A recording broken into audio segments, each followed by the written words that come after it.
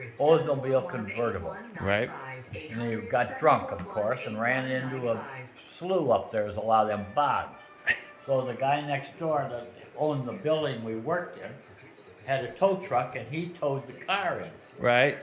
So we did the work on it, Jerry and I, Right.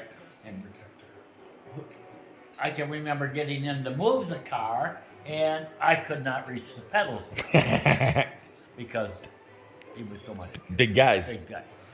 So anyway, we got the car running, and Carl and Alan Page and this, well, I think it was James Charlie was. The three of them came to up to the garage, and they get out of what looked like one of these toy cars. It was in them days. Right. And of course these big guys climb out of it. So Carl comes to get his car, and while he's there, and they're nice guys, you know. They used to hang around Pappy's because they get free drinks. And Carl says to us, "So listen," he said, "Could you guys give us $15?" And of course, we didn't make shit compared to them. Well, they didn't make a lot of money. Right. They're fat, really. We looked at them one time. Why would you need money from us guys? He said, "Bud Grant has us on a budget." He said, "We only get so much on us." And we laughed. And we got the big. It was funny. It was funnier now. But anyway, then after practice, certain nights of the week they would go down to Pappy's. And of course, Roy Graham owned Pappy. That was next door Right. where I used to hang around.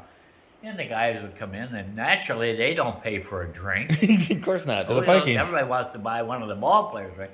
And then they would be there like on Monday night, or we'll say Tuesday. I don't know. There wasn't Aces too many years ago.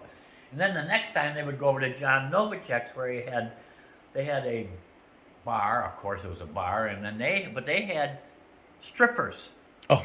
And so the guys would go there, and then the guy had like a cafeteria types where you could eat. Mm-hmm. And of course, the nights that they would be there, everybody knew it in the city of Mankato, and everybody'd flock in there. And, John Novacek owned it, and he made a lot of money. Right. And those guys were a good draw. But that's a true story. But Carl and them, I wasn't friends with them, but it was so funny because could you let us have some money? Bud's got us on tight.